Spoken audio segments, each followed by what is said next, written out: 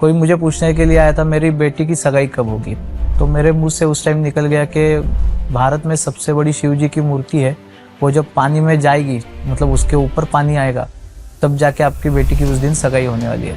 तो हमने देखा था लास्ट जो फ्लड हुआ था उसमें शिव जी की मूर्ति केदारनाथ के इधर पानी में चली गई थी और उसी सेम डेट उनकी बेटी का सगाई हुई थी। इलॉन मस्क जो है वो कह रहा है कि मैं मार्स पे जाऊंगा, वहां घर बनाऊंगा, घर मतलब वहां मतलब इंसान रहेंगे, ये सब कुछ होगा।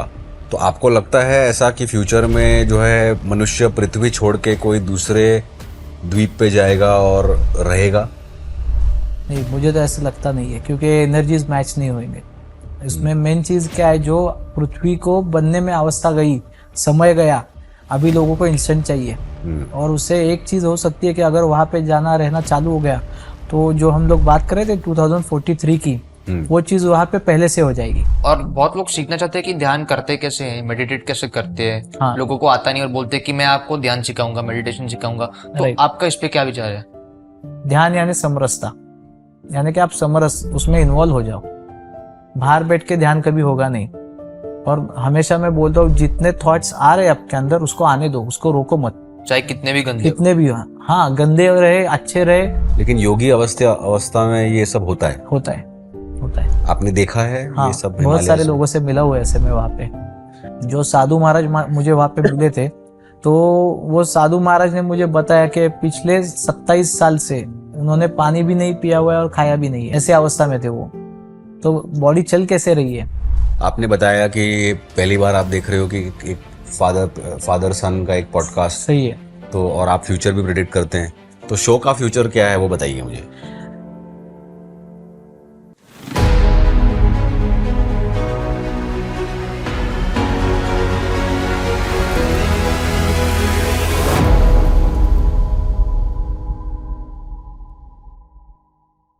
नमस्कार, आप सभी का स्वागत है आज के इस एपिसोड में ऑफ द ऑडकास्ट शो के। फ्यूचर क्या है, फ्यूचर में क्या होगा, अगर ये आपको जानना है तो आप ये एपिसोड जरूर देखिए, क्योंकि आज हमारे साथ जुड़े हैं धवल आपटे जी, जो फ्यूचर प्रेडिक्ट कर सकते हैं। इन्होंने पूना में ही 50,000 से ज्यादा लोगों की मदद की है अपने सिद्धियों के द्वारा, और ये पहले व्यक्ति हैं जो जिनसे हम मिले हैं जिन्होंने प्रेडिक्ट किया था कि भाजपा को इस इलेक्शन में 240 सीट ही मिलेंगे। एग्जैक्ट नंबर उन्होंने बताया था बिफोर द इलेक्शंस। तो धवल जी नमस्कार। नमस्कार। बहुत स्वागत है आपका। कैसे लग रहा है आपको यहाँ बढ़िया, आके? एकदम बढ़िया। तो सबसे पहले तो आप बताइए कि भारत का फ्यूचर कैसा है? भारत का फ्यूचर तो ब्राइट है और आगे चल के और बढ़ेगा, लेकिन कुछ गतिविधियां ऐसी हो जाएंगी जिसमें मतलब मेंटल स्टेट जो रहता है वो अच्छा रखना पड़ेगा, और उसके लिए हमें पहले से प्रिपेयर होना पड़ेगा। जैसे हम परसों बात कर रहे थे, तो बहुत सारी चीजें ऐसी है कि आगे चल के प्रलय की जैसी स्थिति निर्माण होगी। उसके बाद बहुत सारे लोगों को मेंटल इश्यूज क्रिएट होने वाले हैं। तो इन चीजों के लिए हमें पहले से स्ट्रांग होना पड़ेगा, उसके लिए तैयारी करनी पड़ेगी। जैसे मैंने कुछ इंसिडेंट्स आपको बताता हूँ। जैसे कभी कभार प्रेडिक्शन ऑटोमेटिकली भी हो जाता है। जैसे कि 2019 के थोड़े दिन पहले कोई मेरे पास पूछने के लिए आया था कि ऐसा सा प्रोजेक्ट हम लोग चालू कर रहे हैं और उसका स्केल बड़ा है, तो हम लोग चालू करें क्या वो। तो मुझे उस टाइम कुछ ऐसा अलग से फील नहीं हुआ, लेकिन उनको मैंने कहा मुझे पता नहीं, लेकिन आगे चल के 2-3 साल अपने हमें घर पे बैठना पड़ेगा, तो वो काम रुक जाएगा और आपका नुकसान हो जाएगा, तो आप मत करिएगा वो अभी। तो वो थोड़े से निराश हो गए, लेकिन उन्होंने किया नहीं वो। और कुछ ही 1-2 महीने बाद ही कोविड की वेव चालू हो गई। तो बाद में जब ये सब खत्म हुआ तो मिलने के लिए आया, बोला उन्होंने कि आपने उस टाइम हमें गाइड किया, उसकी वजह से हमने वो प्रोजेक्ट चालू नहीं किया, उससे हम बच गए। तो फ्यूचर प्रेडिक्शन कभी कभी इंट्यूशन जिसे हम लोग बोलते हैं उसी तरीके से चलता है। तो बहुत सारी चीजें ऐसे आ जाती है, जैसे आपने अभी उल्लेख किया कि 240 का, तो वो मुझे कुछ अलग तरीके से दिखा था। जैसे कि हम अगर देखते हैं तो सब 4 और 8 की तारीख के ऊपर इन्होंने जो मतलब क्या बोल सकते प्लान किया था। जैसे 400 पार 2024 का कैलकुलेशन करेंगे तो वो 8 आता है। मोदी जी का जन्म तारीख है वो 17 है तो वो 8 आता है। ऐसे सब चीजें अगर एनालिसिस करेंगे तो 4 और 8 में ये काम कर रहा था। तो जैसे मैंने बोला था कि 240 यानी कि 6 या 8 ऐसे आंकड़े में 4, 6 या 8 ऐसे आंकड़े में कैलकुलेशन होगा उसका सबका। और मैंने कहा था कि ये 2 लोगों पे चलेगा। तो ऑटोमेटिकली हमने देखा कि मोदी जी के साथ 2 लोग जुड़ गए तभी जाके वो सरकार बन गई। तो बिल्कुल। ऐसे बहुत सारे इंट्यूशंस रहते हैं। इसको फ्यूचर प्रेडिक्शन से ज्यादा मैं कहूंगा इंट्यूशन से ही है, जिससे अलर्ट किया जा सकता है सामने वाले को। तो 2019 के टाइम पे भी मैंने कहीं पे किसी के बात करते हुए प्रेडिक्ट किया था कि सरकार कैसे बनेगी, त्रिशंकु सरकार जिसे हम लोग बोलते हैं। तो मैंने उनको कहा था त्रिशंकु सरकार बनेगी, यानी कि पूर्ण बहुमत नहीं आएगा इसमें। तो उस टाइम भी वैसे ही हुआ। मतलब आप महाराष्ट्र की बात महाराष्ट्र की बात करो। अभी वैसे देखा जाए तो कोई मुझे पूछने के लिए आया था कि मतलब मैं आपको कुछ एग्जांपल्स बता रहा हूँ। कोई मुझे पूछने के लिए आया था मेरी बेटी की सगाई कब होगी। तो मेरे मुंह से उस टाइम निकल गया कि भारत में सबसे बड़ी शिव जी की मूर्ति है, वो जब पानी में जाएगी, मतलब उसके ऊपर पानी आएगा, तब जाके आपकी बेटी की उस दिन सगाई होने वाली है। तो हमने देखा था लास्ट जो फ्लड हुआ था उसमें शिव जी की मूर्ति केदारनाथ की इधर पानी में चली गई थी और उसी सेम डेट उनकी बेटी का सगाई हुई थी। वाह। तो ऐसी बहुत सारी चीजें हैं जो हम लोग प्रेडिक्ट कर सकते हैं, लेकिन ये ओनली फॉर गाइडेंस। क्योंकि अध्यात्म पूर्ण मतलब जिसे हम बोलेंगे ना कि अगर सब कुछ मालूम पड़ जाएगा तो हम भगवान बन जाएंगे, तो भगवान तो हम बन नहीं सकते। तो इसीलिए कुछ जिसको हम लोग बोलते हैं कि कुछ कुछ चीजें पीछे रखी जाती है। सेकंड थिंग मैं एक थोड़ा इसमें ऐड करूंगा कि इंट्यूशन पावर हर एक के अंदर रहते हैं, सिक्स सेंस जिसे बोलते हैं हम लोग। खाली उसको डेवलप करने की जरूरत है। कभी कभी नेचुरली डेवलप हो जाता है, कभी कभी हम लोग डेवलप कर सकते हैं, या फिर कभी कभी हमें जिसको आदेश बोलते हैं हम, तो आदेश आ जाता है ऊपर वाले का, तो ऑटोमेटिकली आप उस दिशा में चले जाते हो। मेरे पास इस टॉपिक पे बहुत सारे सवाल है, लेकिन यस। उससे पहले मैं आपके बारे में थोड़ा जानना चाहूंगा और ऑडियंस को भी पता होना चाहिए। हाँ। आपकी जर्नी कहाँ से शुरू हुई इस पूरी फील्ड में? बहुत मतलब ये कह सकते हैं कि कुछ अलग ही तरीके से जर्नी हुई है। मैं पहले नास्तिक था पूरा, मुझे किसी पे भरोसा नहीं था, भगवान या किसी चीजों में मैं ज्यादा जाता नहीं था। हाँ मतलब मैं ऐसा नहीं था कि मानता नहीं था, हाथ जोड़ दिया तो काम हो गया। मेरा एक कहना था जो लोग दिन भर भगवान के पीछे बैठते हैं तो उनमें खुद में क्षमता खत्म हो रही है, जिसकी वजह से वो कहीं सहारा ढूंढ रहे हैं। तो उसकी वजह से मैं इन चीजों से अलर्ट रहता था, बाजू में रहता था। मेरी जो माता जी थी उनको ये इंट्यूशनल पावर थी, तो लेकिन वो लोगों के लिए नहीं थी, वो लोगों के लिए बताती नहीं थी। मेडिटेशन और खुद के लिए उन्होंने उसका यूज किया था। मुझे बचपन से कुछ चीजें समझ में आती थी, लेकिन मुझे वो मतलब भरोसा नहीं होता था कि ये सही है या फिर ये करेक्ट जा रहा है। ऐसे बहुत सारे दोस्त अभी मुझे याद दिलाते हैं कि तुमने मुझे ऐसा ऐसा बताया था और तुम भूल गए थे, लेकिन वो हुआ था मेरे साथ। किसी दोस्त के पिताजी को हम लोग मिले तो उन्होंने मुझे बोला कि चल तेरे को मेरा घर दिखाता हूँ, नया घर बांध रहे हैं हम लोग, तो चलो मेरे साथ। तो हम लोग वहां पे चले गए। वहां पे चले जाने के बाद मैं उनको बोला कि अंकल आपने जगह तो ले लिया है, लेकिन घर में जाते हुए नहीं दिखते आप मुझे। तो बोले ऐसे क्यों गंदा बात कर रहा है, मतलब क्या है तेरा? तो बोला नहीं आप नहीं घर कर पाओगे, वो तो आपका बेटा कर सका तो करेगा। और एक्चुअली हुआ ऐसे, जिस दिन उन्होंने भूमि की पूजन किया और उसके हफ्ते भर बाद में उनको हार्ट अटैक होके वो गए। लेकिन उस टाइम मुझे इसमें एक चीज थी जो मुझे ध्यान में समझ में आई, अध्यात्म में, या जो गुरु मार्ग मिला मुझे उसमें समझ में आई कि फ्यूचर प्रेडिक्शन में डेथ किसी को बताया नहीं जाता।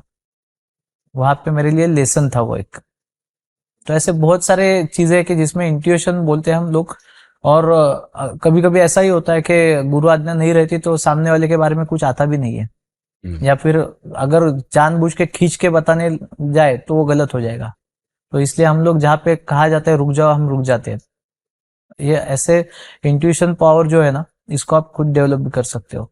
ये जर्नी में मैं गया कैसे, तो ये इंट्यूशन जो आ रहे थे मुझे, तो मुझे समझ में नहीं आ रहा था मैं क्या करूं इसमें। तो बहुत लोगों को मिला मैं जाके जो अध्यात्म में चलते, लेकिन उनका बताने का तरीका या उनकी चीजें कुछ अलग थी, तो मैं बोलता था कि ये गलत तरीके में जा रहा हूं मैं कहीं पे। एक टाइम ऐसा हुआ कि मैं रात में सोया था और उस टाइम मुझे किसी के दर्शन हो गए। तो मुझे पता नहीं था कि वो कौन है, और इसे दर्शन बोलते वो भी मुझे पता नहीं था। तो मुझे बाद में जब मैं उस थोड़ा क्या बोलेंगे सजग हो गया तो मुझे पता चला कि वो स्वामी समर्थ महाराज जी है। और उन्होंने उस टाइम मुझे बताया कि तेरा समय आया है, अभी तुझे इधर से निकलना है। वो आपके सपने में ऐसा ही कुछ नहीं, कि मुझे सामने दिख रहे थे, लेकिन मुझे वो आधी आधा मतलब जिसे बोलते हैं ना कि आधी नींद खुली रहती है ना, उस टाइप में मुझे वो कॉन्वर्सेशन समझ रहा था। वो सपना था या आधी नींद खुली थी, उस टाइम मुझे समझ में नहीं आ रहा था। तो मैंने उसकी तरफ ध्यान नहीं दिया। मैं बोला कि कुछ नहीं, क्योंकि मैं प्रोफेशनली बिजनेसमैन था। मेरे खुद के क्लॉथ शॉप्स थे, बाकी बहुत सारे मैं बिजनेस कर रहा था, अच्छे खासे चल रहे थे। पॉलिटिक्स में भी था मैं वहाँ पे। आपकी उम्र क्या थी तब? 18 साल रहेगी, 16 से 18, क्योंकि मैं बहुत अर्ली स्टेज में बिजनेस में आ गया था। ओके। सो मुझे पहले से पसंद था कि मैं बिजनेसमैन बनूंगा। मेरे जो एक गोल बोलते हैं ना जिसको, तो बिजनेसमैन बन के मैगजीन्स पे मेरा फोटो आएगा, ये आएगा, ऐसे सब जो नॉर्मल लोगों के ख्वाब रहते हैं, वैसे मेरे ख्वाब थे उसमें। लेकिन वैसे हुआ नहीं, और एक हफ्ते बाद एकादशी थी, तो मुझे वापस से महाराज जी के दर्शन हुए और बोले कि तुझे मेरे साथ आना होगा। ये दूसरी बार हुआ? दूसरी बार हुआ। तो उस टाइम मैं इतना फोर्स था वो कि मैं उठ के चला गया। और आप तो नास्तिक थे, आप तो मानते भी नास्तिक था, नहीं थे ये हाँ, सब। मानता भी नहीं था मैं। तो उसकी वजह से मैं समझ, और वो जो टाइम रहता है ना, उसमें आपको समझ में भी नहीं आता आप क्या कर रहे हो, क्योंकि पूरा कंट्रोल है वो गुरु के हाथ में रहता है।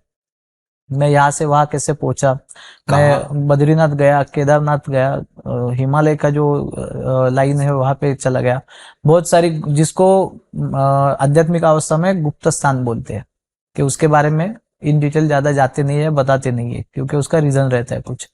लेकिन जहाँ पे मैं बैठा था, तो कुछ साल बाद वापस से मैं वहां पे गया, तो वो जगह नष्ट हो चुकी थी ओ, लैंडस्लाइड की वजह से। तो आप मैंने, कितने साल थे वहां? मैं 4.5 साल था वहां पे। अच्छा। हाँ। तो ये पूरा जर्नी था वहां पे मेरा। और वहां पे भी बहुत सारी चीजें मैं देखता था जो अद्भुत चीजें थी। बहुत बार अपने बुक्स में पढ़ा होगा, लेकिन बहुत बार ऐसा होता है ना कि वो मतलब डिस्क्राइब करने में आप अक्षम रहते, मतलब उतना क्षमता नहीं रहता। लेकिन मुझे जब भी गुरु का सामने दर्शन हुआ, तो वो उसका स्वरूप, लोग मुझे पूछते हैं बहुत बार के उनका स्वरूप कैसे था, वो कौन से अवस्था में क्या कपड़े पहने थे। तो इसमें मैं लोगों को बताना चाहूंगा कि जो अवस्था में आते वो, तो वो प्रकाश अवस्था रहती है। उसको कोई भी आकार या ये नहीं रहता। जैसे निराकार के बारे में बताया जाता है, निराकार यानी क्या रहता है कि लोग बोलते हैं फिर निराकार निर्गुण बताते हैं आप लोग। तो निराकार अवस्था में भगवान के तो फिगर से, मतलब कपड़े दिखते हैं, क्या क्या पहना है उन्होंने दिखता है या कैसे वो। लेकिन उसमें एक बात ऐड करना चाहूंगा मैं, जो पहले चेतन है वो निराकार है, हम्म, उसमें से अवतार आता है। हम्म, तो वो अवतार रूप धारण करता है, वो टेम्पररी रहता है, कुछ परमानेंट रहता है। तो इसलिए मैं, मुझे जब दिखता था वो, तो वो पूरी प्रकाश अवस्था में दिखते थे, और इंस्ट्रक्शन जो आते थे वो ध्यान अवस्था में आते थे। उसमें भी एक चीज बोलना चाहूंगा कि बहुत बार पूछा जाता है मुझे कि गुरु मंत्र क्या मिला आपको। तो उसका गुरु मंत्र ऐसा था, प्रवाहम गच्छन्तु, यानी कि जैसे प्रवाह जा रहा है उसके साथ जाओ। Go with the flow. Go with the flow. Meditation actually go with the flow है। बहुत दफा ऐसे होता है कि लोग कंफ्यूज हो जाते हैं उसमें कि ये कैसे करे, वो कैसे करे, हम्म। ये चीजें हैं। इसी पे मेरे कुछ सवाल थे, आप मैंने आपको हिंट दिया हाँ, था जर्नी के हाँ, पहले कि ध्यान बहुत मिसअंडरस्टूड है। स्कूल में भी बहुत लोग बोलते हैं ध्यान दो, उनको लगता है हाँ, कॉन्सेंट्रेट करो। कॉन्सेंट्रेट तो करो। और बहुत लोग सीखना चाहते हैं कि ध्यान करते कैसे हैं, मेडिटेट कैसे करते हैं। हाँ, लोगों को आता नहीं और बोलते हैं कि मैं आपको ध्यान सिखाऊंगा, मेडिटेशन सिखाऊंगा। तो राइट। आपका इस पे क्या विचार है? बहुत अच्छा सवाल है, क्योंकि जरूरी है। क्योंकि आज की तारीख में जो चीजें सामने आ रही है, एक्सेस जो मिला है लोगों को, तो उसमें बहुत सारे लोग हैं कि जो ध्यान के बारे में अलग अलग चीजें बताते हैं। तो उसमें प्रॉब्लम क्या हो जाता है, बहुत सारा सुन लिया तो उसमें भी तकलीफ हो जाती है कि जाना कहाँ से है। तो मैं हमेशा बोलता हूँ गो विद द फ्लो। जैसे महाराज जी ने मुझे बताया था कि गो विद द फ्लो, यानी जैसे फ्लो जा रहा है उस हिसाब से जाओ। तो उसमें और एक चीज बोलता हूँ मैं, ध्यान में बैठ जाओगे आप, तो बहुत दफा लोग बोलते हैं कि आप पूरा कंसंट्रेट करो, दो एब्रोस के बीच में कंसंट्रेट करो, ये करो, और विचार बंद कर दो।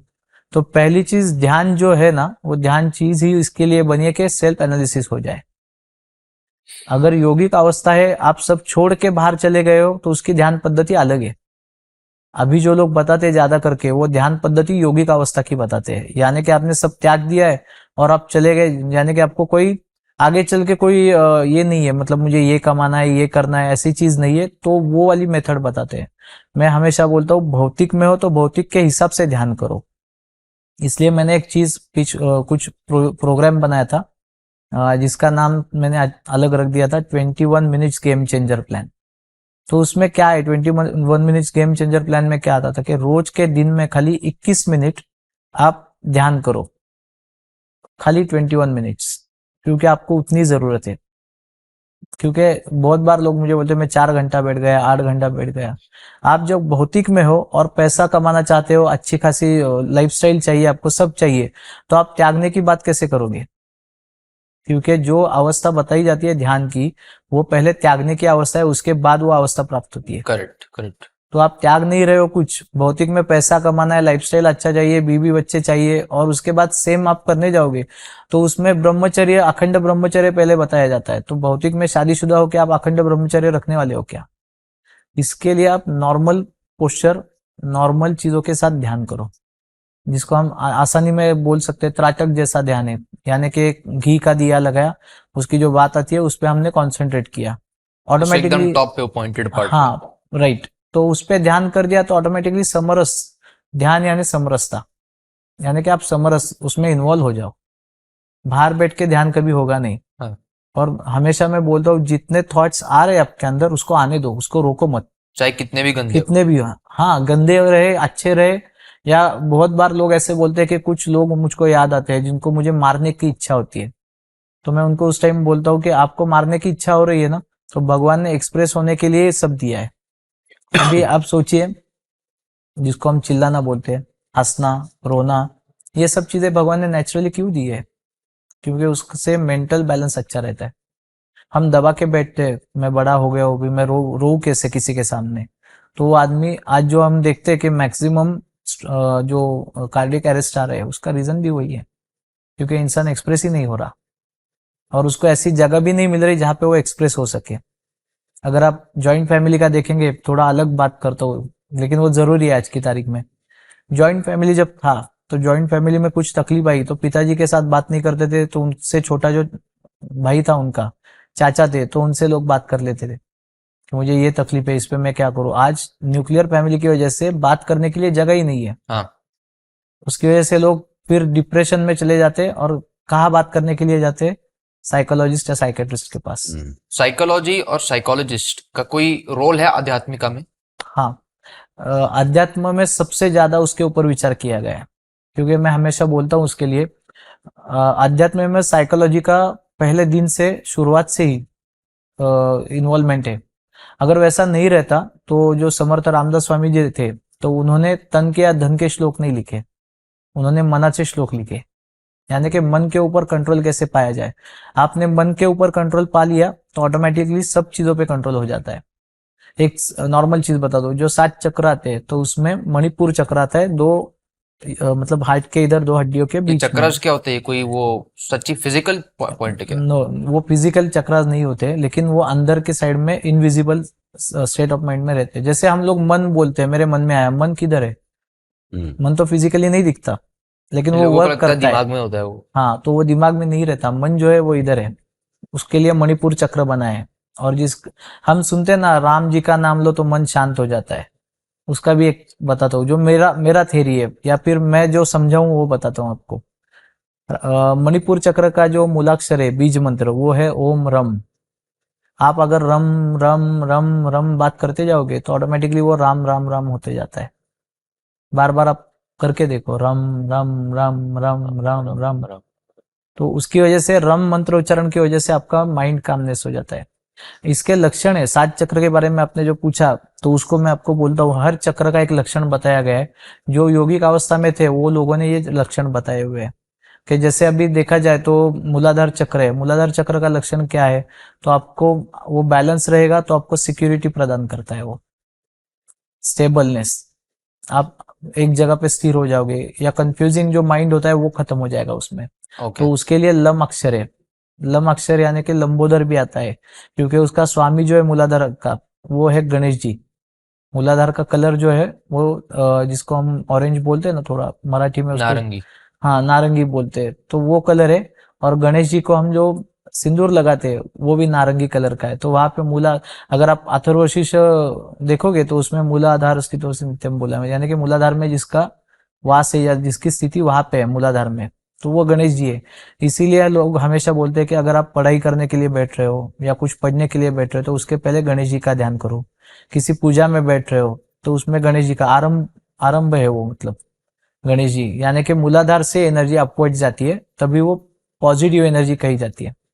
आपने कई बहुत बार सुना भी होगा कि उसको जैसे सर्पिन बोलते हैं, यानी कि मज्जा रज्जु जिसे बोलते हैं हम, तो क्या बोलेंगे उसको भी, यानी कि बोन जो रहता है अपना पीछे, spine. Spine, right, sorry, spine जो रहता है, तो स्पाइन जो रहता है तो उसमें एनर्जी जो फ्लो होती है जब कुंडलिनी जागृति जिसे कहा जाता है, तो वो अपवर्ड जाती है, ऊर्ध्वमुखी, अधोमुखी कभी जाती नहीं है वो। तो आप वो देखो ना, प्राणा। हाँ हाँ, उसे प्राणा भी बोल सकते हैं। तो वो एक्चुअली कोई सर्पिन बोलता है, कोई प्राणा बोलता है, उसको अलग, उसका मुंह ऊपर के साइड में होता है, तभी आपकी कुंडलिनी जागृति कहा जाता है। ये कुंडलिनी एक बहुत ज्यादा मिसअंडरस्टूड कॉन्सेप्ट है। कोई भी बोलता है मैं हाँ, तुमको छू लूंगा, तुम्हारा कुंडलिनी जागृत। ये कुंडलिनी होती क्या है?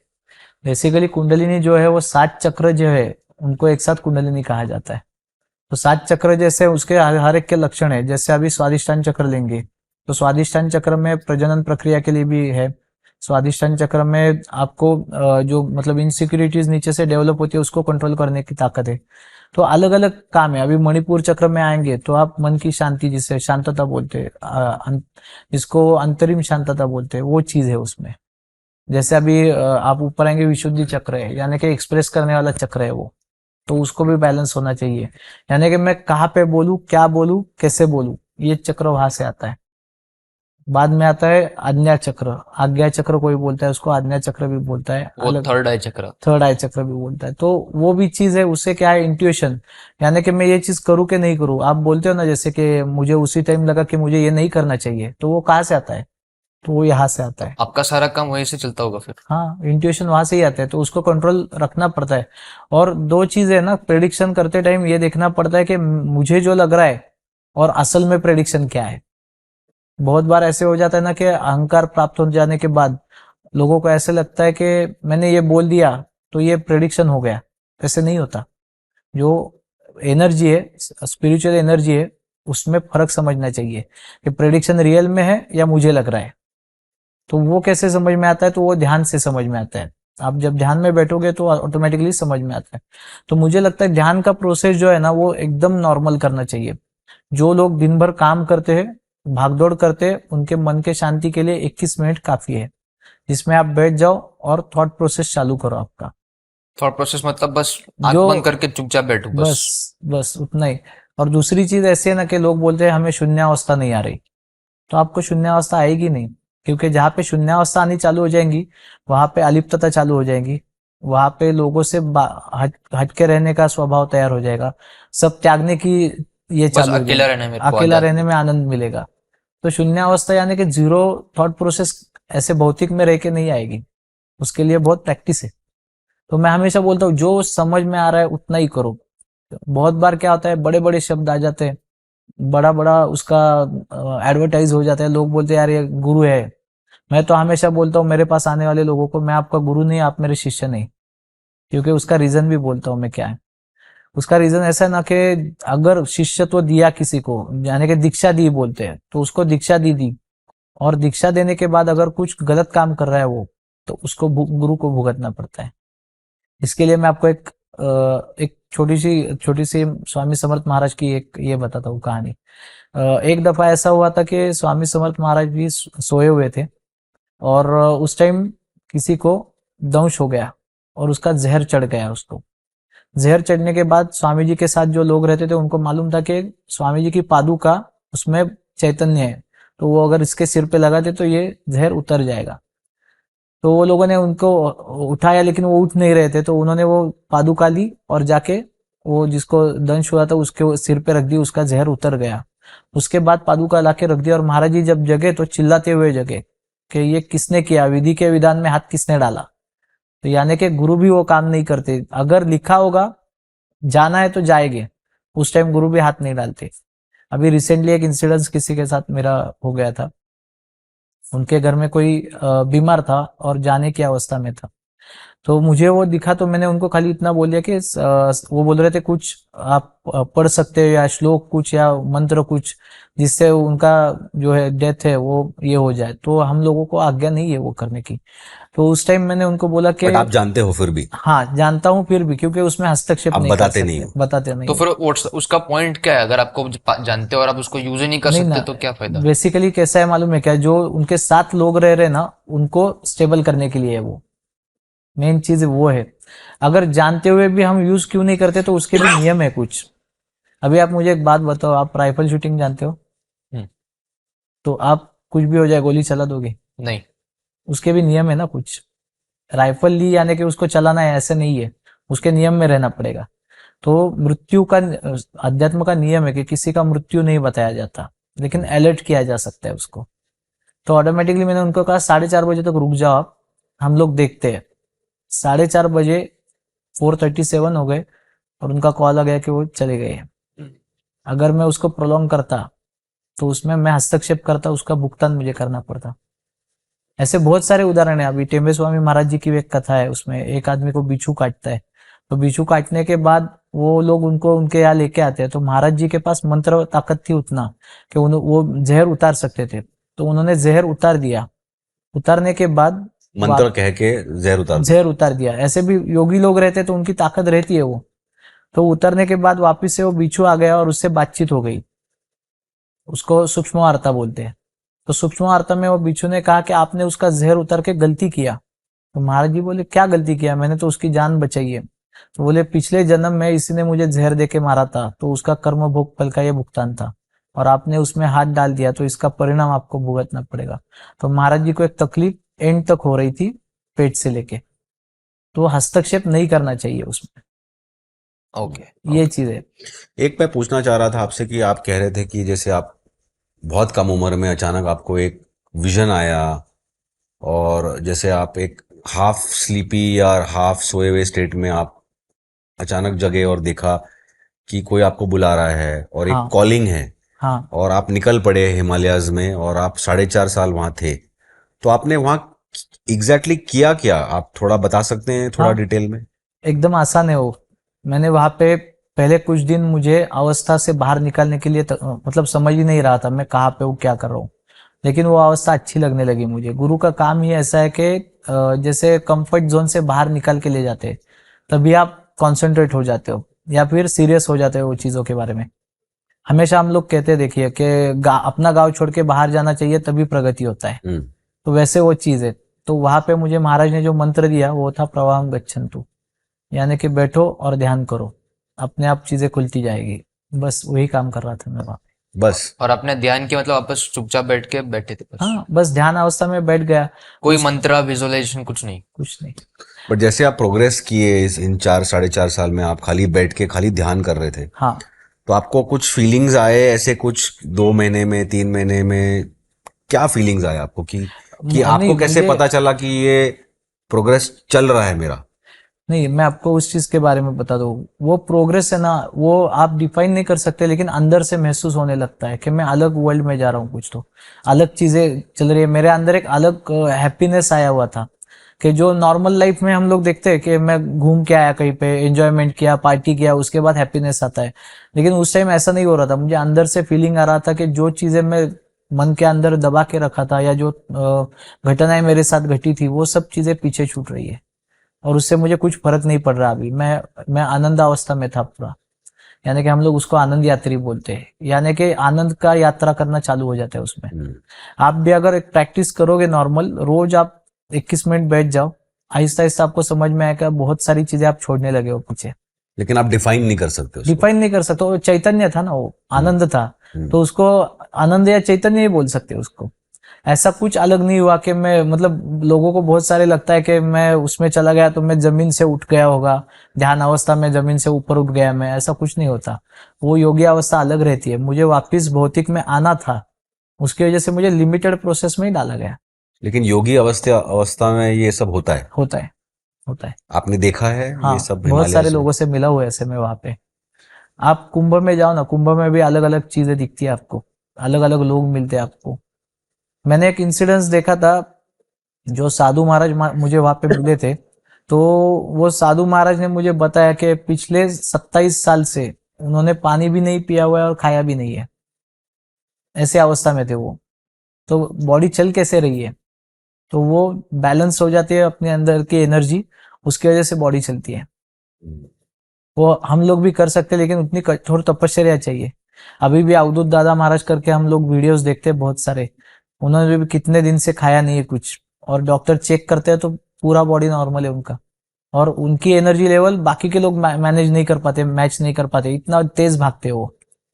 तो ये उसमें कैसा है मालूम है क्या? इसमें बहुत सारी योगिक क्रिया है जिसकी वजह से आप लोग उसमें आगे जा सकते हो। और ये सिर्फ एक रियलाइज्ड मास्टर आपको दे सकते हैं, हाँ, कि ऐसा नहीं कि यूट्यूब से सीख के कर ले नहीं ऐसा कुछ। नहीं, वो आगे आधा ज्ञान हो जाएगा। और मैं सच में बोलूं, यूट्यूब पे हम लोग जो देखते हैं ना, तो वो खराब कुछ नहीं है, लेकिन वो समझ के लेना चाहिए कि वो जो इंसान बताता है सामने वाला, या जो जो भी बता रहे, वो खुद के अनुभव है, उसके अनुभव है। तो हर एक के अनुभव सेम हो गया ऐसा नहीं है।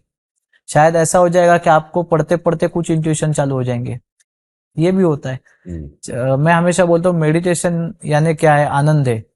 तो आनंद कैसे मिलता है? आपकी अपनी चीजें, अगर आप समझ लो कि आपको फुटबॉल खेलने में आनंद मिलता है, रोज दिन में आप 21 मिनट भी फुटबॉल खेले ना, तो पूरे दिन का जो फटीग है वो निकल जाता है। मतलब जैसे संगीत हो, हाँ, चाहे सब चीजें स्पोर्ट हो। राइट। आपने 21-21 बहुत बहुत बोलते हो, ये कोई हाँ। मैजिक नंबर है क्या?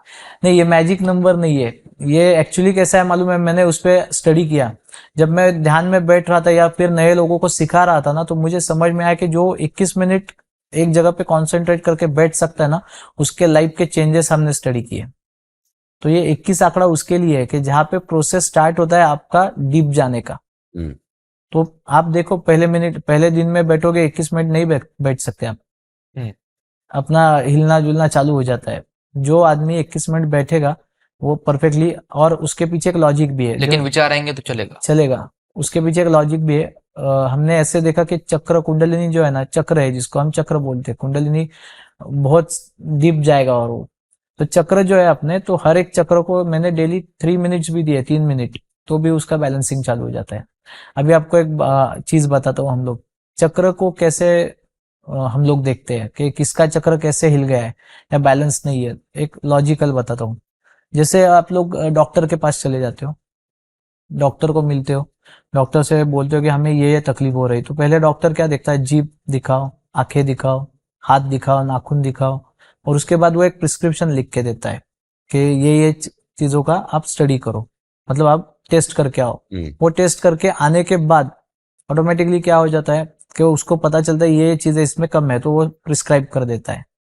वैसे हर एक चक्र का जो साइन है, हर एक चक्र के जो लक्षण है, वो लक्षण अंदाजन हम लोगों को मालूम है अभी, मतलब अंदाजन यानी कि स्टडी के बाद जो गुरुओं ने बताया है, जिन गुरुओं ने बताया आज तक में, तो उसमें हम लोग देखते हैं कि ये कम चीज है, तो इसको पहले हम लोग उस चक्र का बीज मंत्र बोलने के लिए बोलते हैं।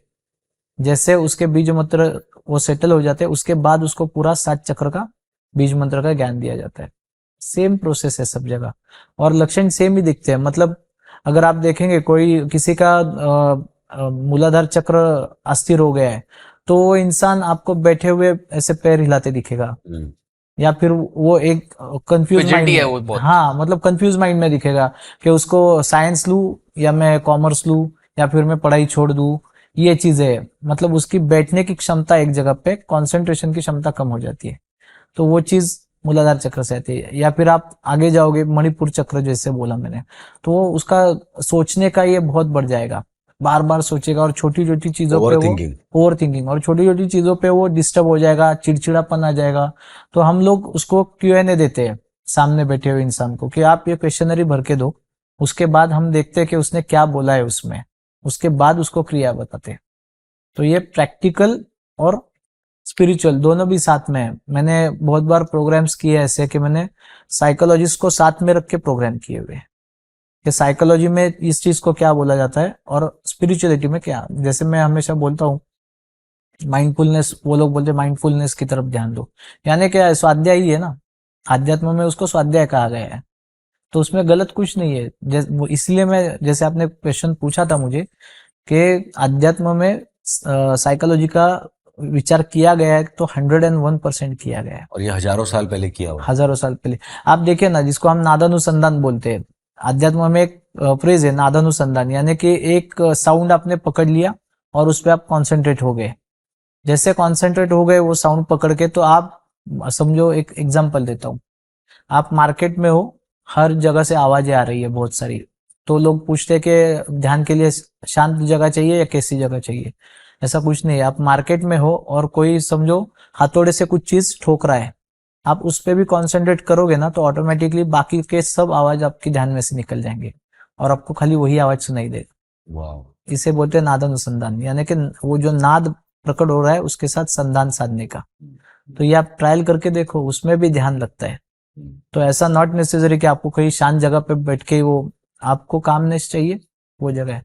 अभी हम जैसे भ्रामरी आता है, तो भ्रामरी अवस्था आती है, तो या फिर बहुत बार हम लोग देखते हैं कि नॉर्मल नॉर्मल चीजें है, जैसे कि बचपन में हम ऐसे एक चीज करते थे, राइट, क्यों करते हैं वो भी आध्यात्मिक अवस्था में ही आता है।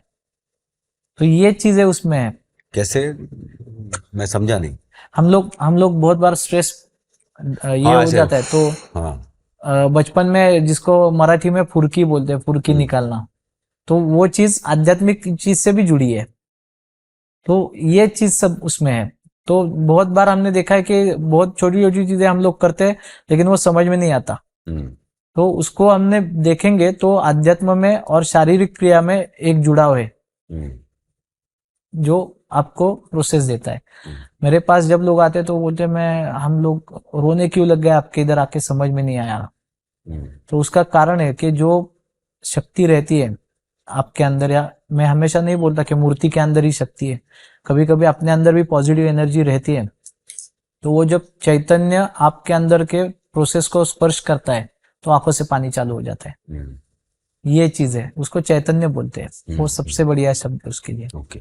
एक सवाल मेरा ये था, जैसे आपने शुरुआत में कहा कि आपने, एक व्यक्ति आए थे आपके पास, कुछ काम स्टार्ट करने वाले थे, आपने उनको एक आग्रह किया या आपने उनको वार्न किया कि अभी आप मत करो क्योंकि ऐसा एक समय आएगा कि 2-3 साल सब कुछ बंद हो जाएगा, सब लोग घर पे बैठेंगे, विच वॉज कोविड पैंडेमिक जो हुआ।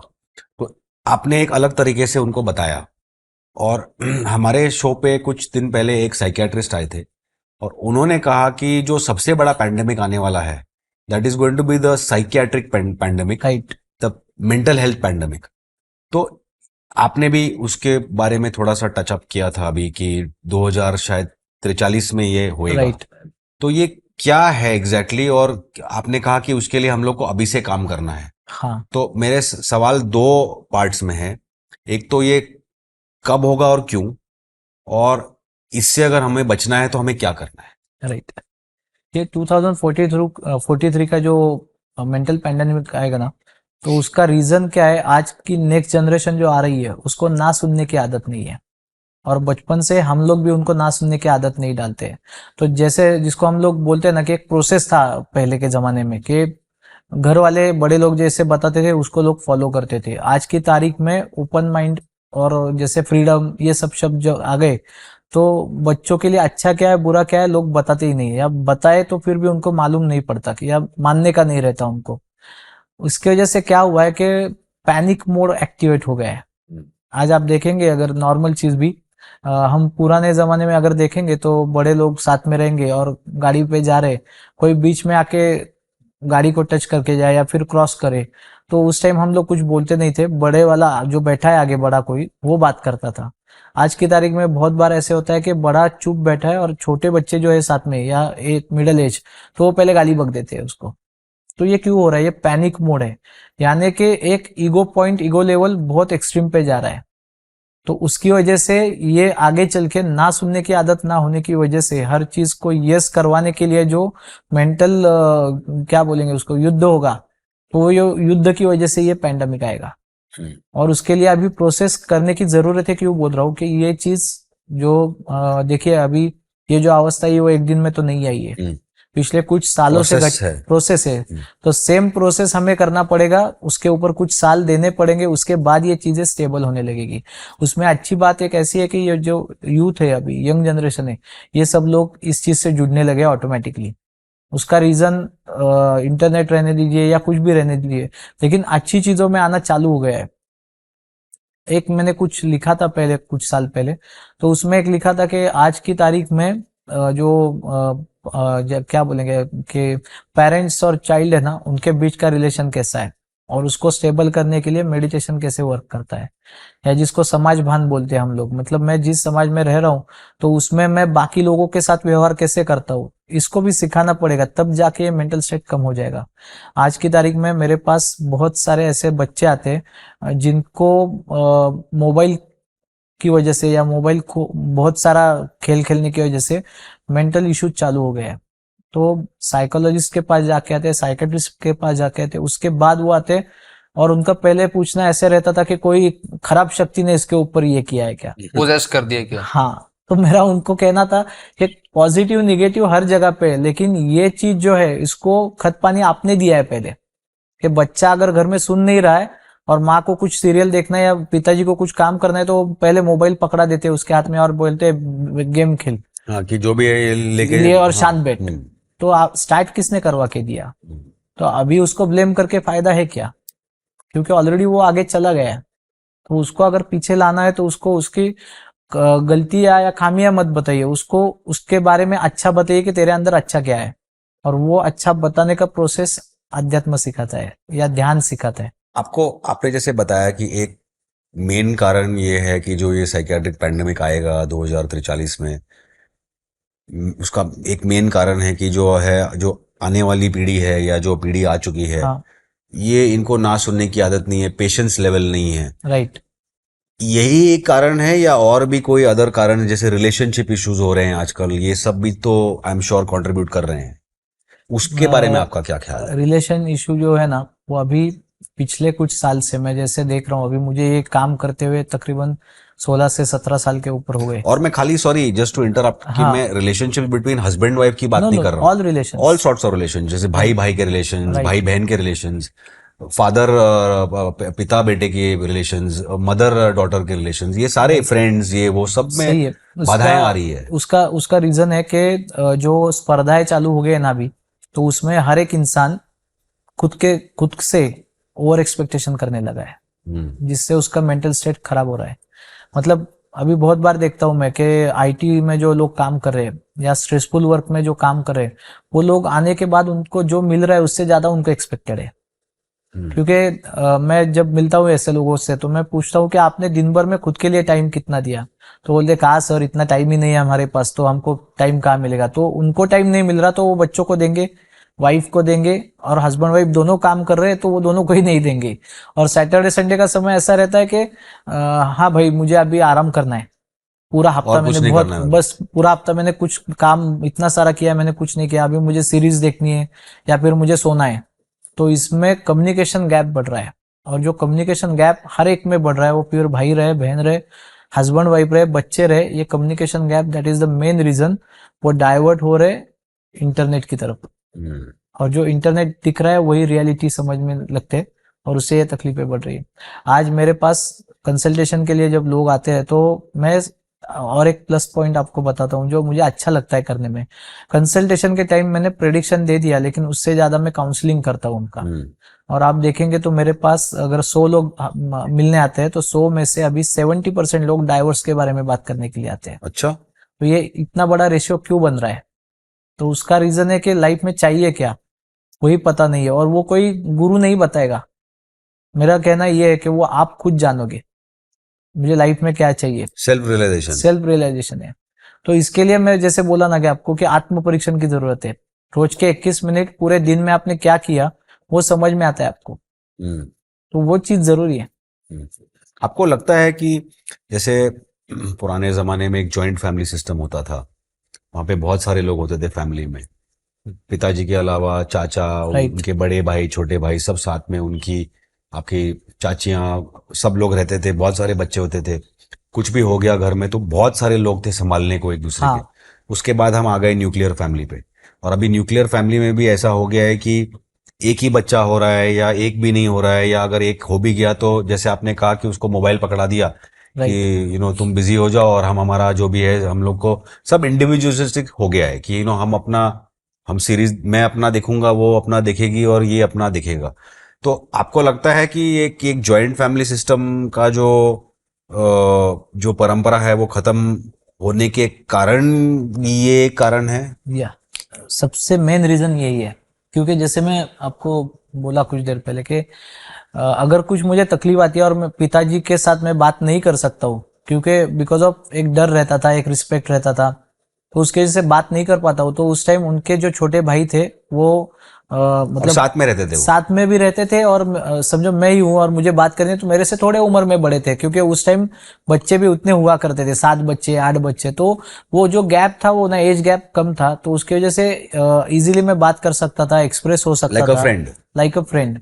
अभी वो चला गया। और न्यूक्लियर फैमिली में भी ऐसा हुआ है ना कि आजकल ये चीजें अगर किसी ने, हस्बैंड वाइफ ने भी एक दूसरे को बताई, तो वो कब हथियार की तरह यूज हो सकती है उनको गारंटी नहीं है, क्योंकि जो ट्रस्ट रहता है ना, वो ट्रस्ट इशू बढ़ गया है अभी।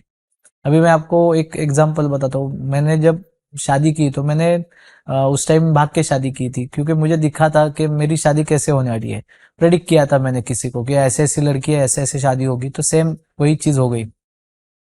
उस टाइम मेरे पास कुछ भी नहीं था, लेकिन भरोसा था, सच्चाई के साथ चल रहा था। मैं आज भी सच्चाई के साथ ही जाता हूँ, अगर नहीं दिखता है तो मैं बोलता हूँ नहीं दिख रहा है। तो उस टाइम से लेके मेरी वाइफ ने मुझे जो साथ दी, उसके बाद हम लोगों ने आगे बढ़ते बढ़ते अभी स्टेबल लाइफ आ गए। ये क्यों हुआ, उसका रीजन है कि वो जब मेरे साथ आई तो वो कुछ एक्सपेक्टेशन लेके नहीं आई थी। उसका खाली इतना था कि हम लोग अच्छे रहे। मैंने उसको कई बार पूछा भी ऐसे बात करते करते कि तुमने क्या देखा, क्यों मेरा हाथ पकड़ के आ गई। तो उसने बोला तुम्हारा जो भी लाइफ है वो तुमने जो है वैसे के वैसे बताया, कोई भी अलग अलग बात नहीं। तो उसकी वजह से वो ट्रस्ट बिल्ड होता है। आज की तारीख में मेन चीज एक बोलूं क्या, जैसे अभिमान पिक्चर देखा है आपने, तो उसमें क्या हुआ था? बिल्कुल। तो वो मैं वो बोलता हूँ कि कमारी है। वो फ्यूचर प्रिडिक्शन था, अभिमान पिक्चर के। जैसे वाइफ की डेवलपमेंट होती है तो ऑटोमेटिकली कहीं पे इनसिक्योरिटीज डेवलप होते हैं, और इनसिक्योरिटीज डेवलप किस वजह से होते हैं? तो अभी मैं वापस चक्र पे आता हूँ, मूलाधार चक्र। जिसको इम्बैलेंस कौन करता है? तो खाने के तरीके, सोने के तरीके, एक्सरसाइज के तरीके, उसकी वजह से मूलाधार चक्र इम्बैलेंस होता है। जिसको अष्टांग व्यायाम बोलते हैं ना, तो वो अष्टांग व्यायाम अभी बंद हो गया है। जिससे सूर्य नमस्कार है, तो सूर्य नमस्कार मतलब आउट हो रहा है अभी वो। तो उसकी चीजों की वजह से, जिम आ गए हैं। हाँ, उस चीजों की वजह से इनसिक्योरिटीज डेवलप हो रहे हैं। तो ऑटोमेटिकली ये रिलेशन चलेंगे कैसे? अगर गाड़ी का एक पहिया आगे दौड़ रहा है और एक पहिया पीछे रह रहा है, गाड़ी चलेगी नहीं। चलेगी नहीं गाड़ी वो। तो उस वजह से रिलेशनशिप डिस्टर्ब हो रहे हैं अभी बहुत सारे। अगर एक्सप्लेनेशन प्रॉपरली उनको मैंने सामने बिठा के दोनों को एक्सप्लेन किया ना, तो ये रिलेशन चलते भी है अच्छे। और ऐसे बहुत सारे लोग हैं जिनके रिलेशन बैक टू नॉर्मल आ गए।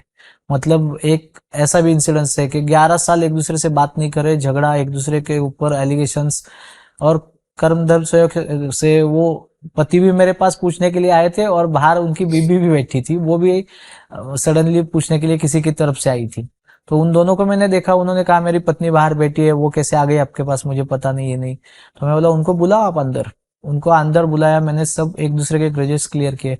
मैं बोला आपको लगता है तो यहीं पे एक दूसरे के ऊपर एलिगेशंस लगाओ, लेकिन क्लियर करो अंडरस्टैंडिंग और मिसअंडरस्टैंडिंग्स। यू वोंट बिलीव, आज अच्छा खासा संसार चल रहा है उनका। वो भी एक जॉइंट फैमिली में कैसा था कि बड़े जो है बिठा के समझा हाँ, देते थे। समझा देते थे। अभी अभी समझाने वाला कोई नहीं है क्योंकि नहीं वो है। अकेले रह रहे हैं। और अभी मैं जैसे बोला आपको कि आज की जनरेशन है ना, उनको अच्छा नहीं लगता कोई आपको समझा रहा है। उनको लगता है कि ये क्या, सारे मतलब ज्ञानी हैं। हाँ, सारे ज्ञानी और मेरे को ज्ञान दे रहे हैं खाली में। तो ये चीजें ये चीजें जो है ना आंसर है वो सही है, वो हंसना आपका राइट है। बिकॉज एक्चुअली हम लोग सोचते हैं हाँ, कि हर एक इंसान सोचता है कि अरे ये मेरे साथ नहीं होगा, राइट। ये दुनिया में चल रहा है, लेकिन मेरे साथ कभी नहीं होगा ये, अभी लेकिन आपको हो मैं जाता है। आपका ही एग्जांपल देता हूँ। आप दोनों एक प्लॉट पे एक थॉट प्रोसेस पे आए हो, जिसमें आपको क्यूरियोसिटी है जानने का। आप पहले मतलब फादर एंड सन हो जो पॉडकास्ट कर रहे हैं एक साथ बैठ के। नहीं तो ऐसा मैंने तो देखा नहीं आज तक कि इसमें।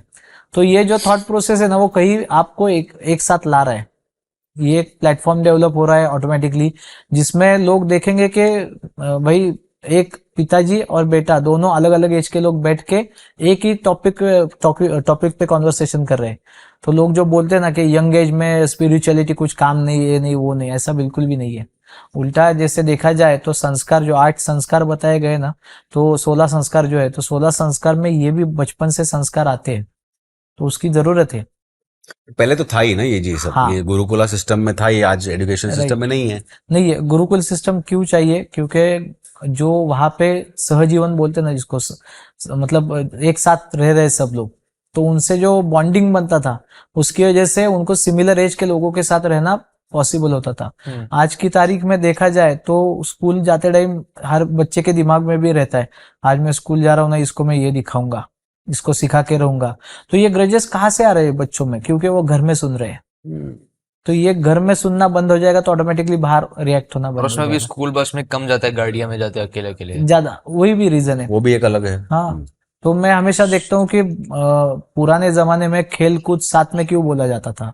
क्योंकि एक स्पोर्टिंग स्पिरिट आता था उसमें बच्चों में, और हस्बैंड वाइफ दोनों भी उसमें ध्यान नहीं देते थे। गुरु के हाथ में सौंप दिया तो 101% गुरु उसको संभालेगा और सक्षम बनाएगा। सक्षम बनाएगा, ये होता था ना।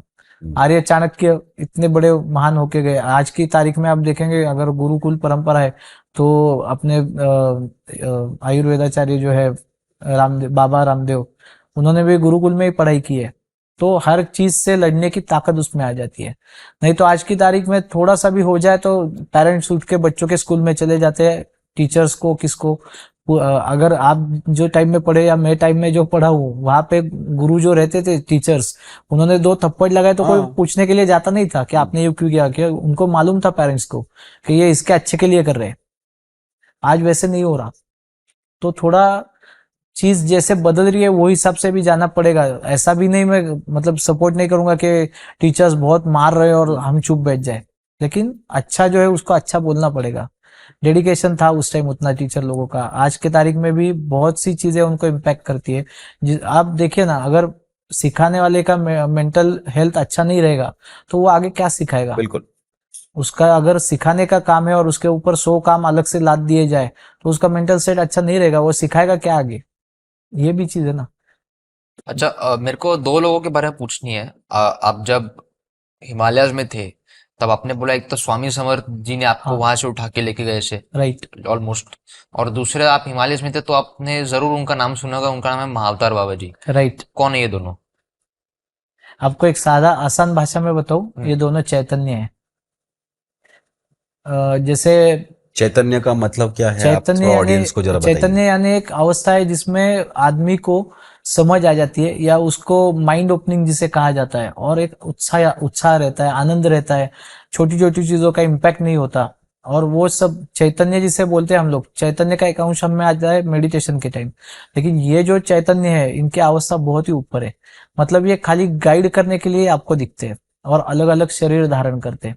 जैसे आप देखेंगे महाअवतार बाबा जी है, उसके बाद स्वामी समर्थ महाराज है, गजानन महाराज है, शंकर महाराज है, साईं बाबा है, ऐसे बहुत सारे चैतन्य स्वरूप लोग जिन्होंने शरीर धारण करके शरीर रखा भी है।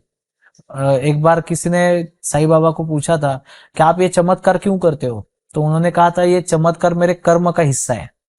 यानी कि उनका कर्म है इधर आके चमत्कार। अभी लोग बोलते हैं कि फिर चमत्कार में अटकने का नहीं आप बोलते हो, तो वो चमत्कार में अटकने की अवस्था नहीं है। आपकी आंखें खोलने के लिए, आपको समझाने के लिए कि कोई ऐसा चैतन्य काम कर रहा है, उसके लिए वो अवस्था रहती है।